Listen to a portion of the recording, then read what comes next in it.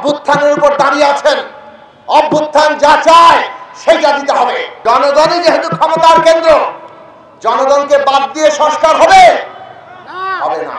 আজকে বিচার শুরু করেছেন অন্তর্বর্তী সরকার, কিন্তু আমরা দেখতে পাচ্ছি এখনো পর্যন্ত শহীদের তালিকাটাই ঠিক হয় না। শহীদ পরিবার হাহাকার করছেন, তাদের দায়িত্ব রাষ্ট্র ঠিক মতো নিতে পারে না, শহীদদের রাষ্ট্রীয় মর্যাদা ঠিক মতো দিতে পারে না। এইটা আমরা পরিষ্কার করে বলতে চাই। 5ই আগস্ট এসে যাচ্ছে, মাননীয় প্রধান উপদেষ্টা আপনার সরকার 1 বছরের মধ্যে শহীদের তালিকা তৈরি করতে পারলো না, তাদের রাষ্ট্রীয় মর্যাদা এবং তাদের পরিবারের দায়িত্ব নিতে পারলো না। আহতরা এখনো চিকিৎসার জন্য ক্ষোভ ছাড়ে, তাদের পরিবার কিভাবে চলবে সেই যে দায়িত্ব আপনারা নিতে পারলেন না। আপনারা ন্যায় বিচার চালিয়ে যাবেন, আপনারা এই দেশের সংস্কার করে নতুন রাজনৈতিক বন্দোবস্ত, রাষ্ট্রের গণতান্ত্রিক পুনর্গঠন এইটাকে ঠিকঠাক মতো শুরু করবেন। মানুষের মধ্যে নানান বিভ্রান্তি, আমরা এখনো বলি আপনাদের কাজের তালিকা আগে অগ্রাধিকার ঠিক করুন। অভ্যুত্থানের উপর দাঁড়িয়ে আছেন, অভ্যুত্থান যা চায় সেটা দিতে হবে এবং সেই কাজ আপনাদের সম্পন্ন করার দায়িত্ব। আজীবন আপনারা ক্ষমতায় থাকবেন না, আপনাদের ক্ষমতা একটা নির্দিষ্ট সময়ের জন্য, কিন্তু কি কাজ করলেন এটার কিন্তু জবাবদিহিতা মানুষ চাইবে। আর সেই কারণে বলি, শহীদের মর্যাদা, আহতদের জীবনের দায়িত্ব নেওয়া, এইটা দ্রুত কাজ শেষ করে। প্রাণ সসের মাখামাখি টেস্ট নুডলসকে করে তোলে আরো ইয়ামি, আরো জোস। প্রাণ সস, সসের বস। ন্যায় বিচার যাতে প্রতিষ্ঠিত হয়, প্রতিটি শহীদ পরিবার যাতে এই সন্তুষ্টিতে থাকে যে অন্তত বিচার শুরু হয়েছে, সেই ব্যবস্থা গ্রহণ করুন, প্রয়োজনে ট্রাইব্যুনাল বানান।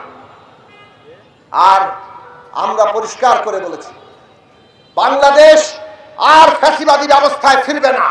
কাজেই যে সংস্কার আমাদের ক্ষমতার ভারসাম্য নিশ্চিত করে, যে সংস্কার আমাদের যে জনপ্রতিনিধি তাদেরকে জনগণের কাছে জবাবদিহি করতে বাধ্য করে, সেই রকম সংস্কার অবশ্যই করতে হবে এবং সেই বিষয়ে আমরা ঐকমত্য চেষ্টা করছি।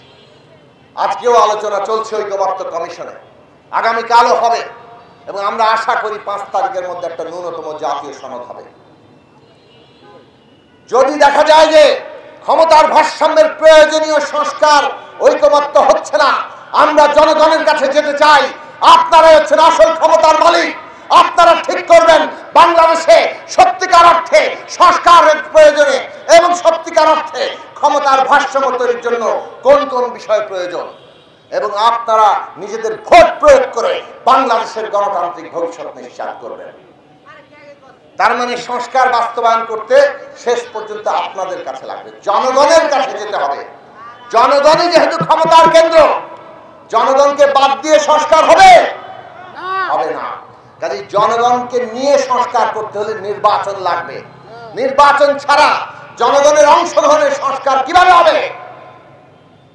কাজেই আমরা এটাও পরিষ্কার করে বলি, সংস্কারের রূপরেখা চাই আর নির্বাচন আয়োজনের সুষ্ঠু পরিবেশ চাই, নির্বাচনের তারিখ চাই, যাতে করে জনগণের অংশগ্রহণের ভিত্তিতে আমরা বাংলাদেশ অতি দ্রুত একটা গণতান্ত্রিক উত্তরণে যেতে পারি। মনে রাখবেন, দেশে বিদেশে ষড়যন্ত্র চলছে, পতিত ফ্যাসিস্টরা তার বিদেশি দোসররা প্রতি মুহূর্তে ষড়যন্ত্র করছে আমাদের অভ্যুত্থান ধ্বংস করে দেওয়ার জন্য। কাজেই বিচার, সংস্কার, নির্বাচন, এই রোডম্যাপ থেকে আজকে যারাই আমাদেরকে কোনোভাবে ক্ষতিগ্রস্ত কিংবা অন্য পথে নিতে চাইবে, তার মানে হচ্ছে তারা আমাদের জাতীয় স্বার্থের বিরুদ্ধে দাঁড়াচ্ছে। আমাদের তরুণদের প্রতি আমরা বলি, বিচার, সংস্কার, নির্বাচনের জন্য ঐক্যবদ্ধ হন। যেভাবে জুলাই আগস্টে আপনারা গুলির সামনে দাঁড়িয়ে বাংলাদেশকে নতুন করে রক্ষা করেছেন, সেই একই চিন্তায়, একই দৃঢ়তা নিয়ে আমাদেরকে বিচার, সংস্কার এবং নির্বাচনের জন্য আমাদের দাঁড়াতে হবে। নির্বাচনে কারা ক্ষমতায় আসবে আজকে বাংলাদেশের মানুষ ঠিক করবে, তারা যাতে ঠিক করতে পারে সেই ব্যবস্থা আমাদের করা দরকার।